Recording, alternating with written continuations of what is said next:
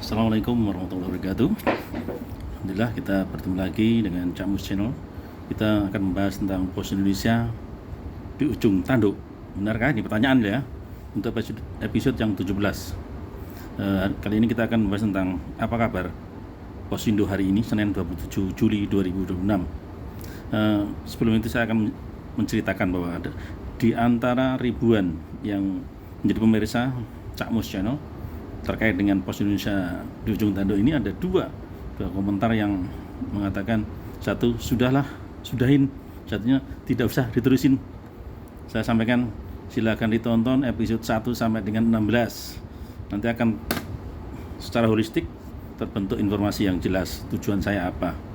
Oke, kita akan membahas tentang pasca pelunasan imbal jasa sukuk senilai 11 miliar pada 4 Juni 100 PT Pos Indonesia sementara aman, meskipun secara hukum kewajiban jangka pendek telah terpenuhi. Dampak penilaian lembaga pemeringkat internasional dan agenda transformasi logistik raksasa perusahaan masih terus berjalan dengan penyesuaian baru.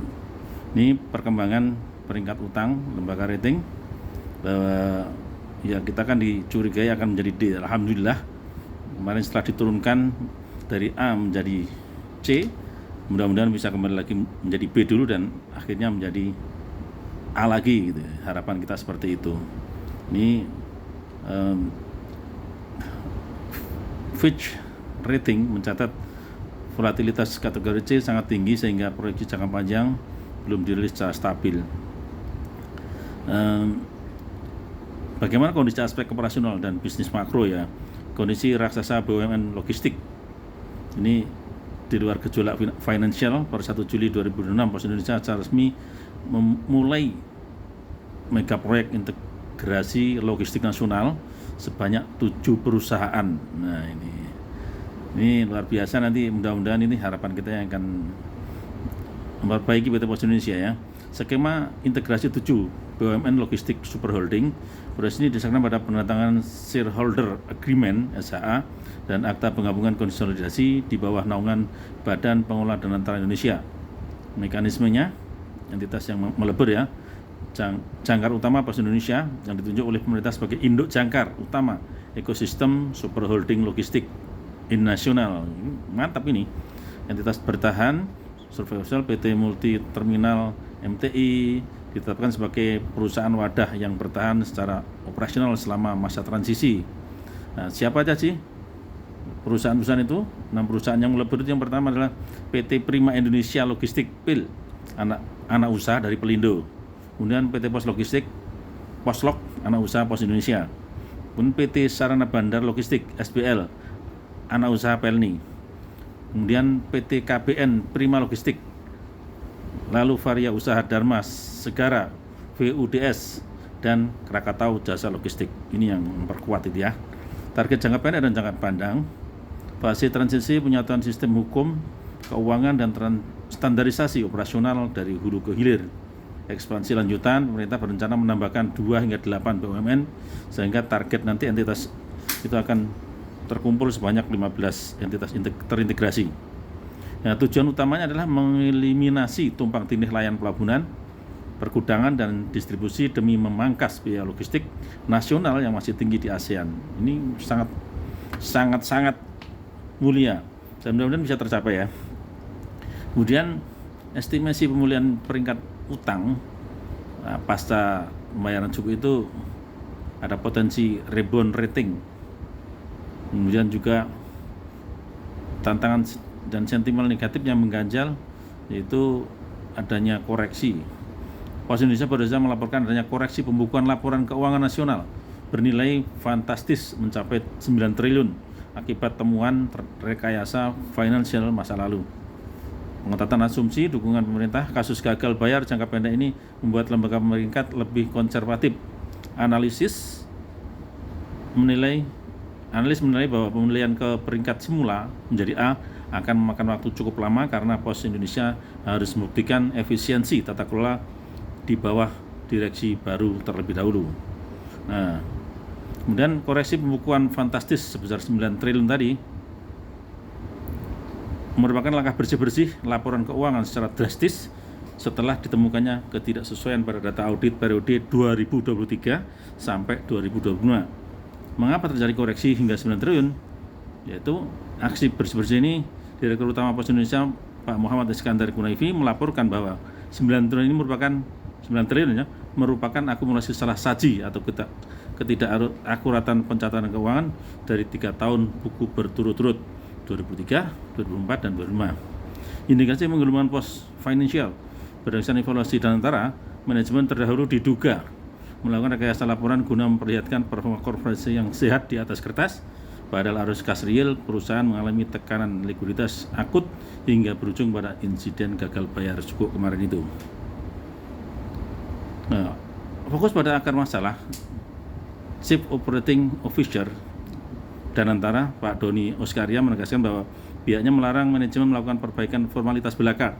Seluruh piutang, macet, penurunan nilai aset, dan biaya tersembunyi harus langsung diakui secara jujur agar neraca keuangan kembali murni ke angka fundamental yang sebenarnya. Nah, strategi penyiatannya oleh BUMN ya, 1.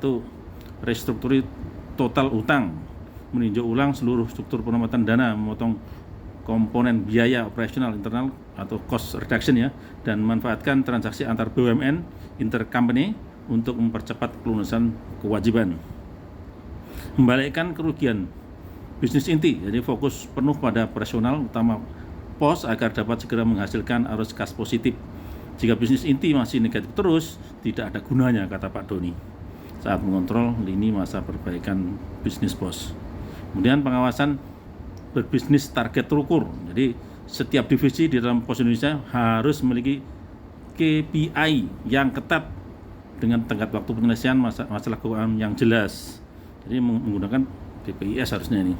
Nah, dampak terhadap perusahaan ke depan, otomatis beban jangka pendeknya secara akuntansi, pengakuan koreksi sebesar 9 triliun ini akan menekan laba, ditahan atau bahkan memicu laporan rugi bersih yang besar pada buku keuangan tahun berjalan. Nah, sentimen positif jangka panjangnya, para analis keuangan menilai transparansi radikal ini justru menjadi sinyal bagus bagi investor.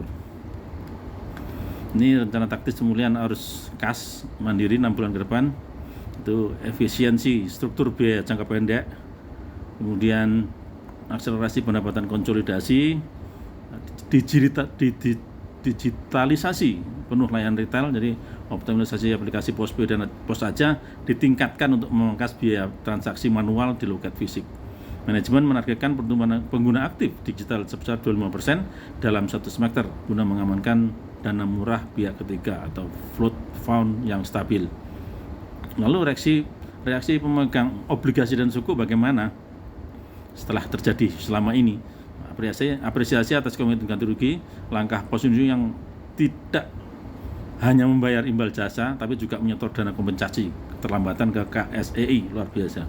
Namun sikap wait and see akibat koreksi 9 triliun pengakuan salah saji keuangan masa lalu senilai 9 triliun tersebut, para pengusaha tukang lebih waspada. Investor atau institusi seperti reksadana dan dana pensiun cenderung menahan diri untuk membeli instrumen utang baru yang dirilis Pos Indonesia hingga laporan keuangan audit terbaru terbit secara transparan. Ya, tuntutan GCG otomatis ya harus ditegakkan. Kemudian yang terdekat, strategi mitigasi pendanaan darurat serta pengembangan terbaru proses audit Pos Indonesia akhir Juli ini bagaimana?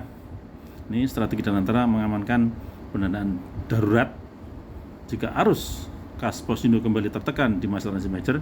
Danantara merupakan skema penyelamatan korporasi dengan penerbitan Patriot Bond atau merah putih bond. Kemudian optimalisasi Danantara Trust Fund dan juga konsolidasi kas. Ya, jadi yang 7 perusahaan tadi ini dikonsolidasikan kasnya. Jadi secara ekosistem logistik. Oke, saya kira seperti itu, dan kita berdoa agar ya permasalahannya selesai semua, tidak ada yang menderita akibat ini, dan kita tetap selamat mendapatkan yang terbaik. Assalamualaikum warahmatullahi wabarakatuh.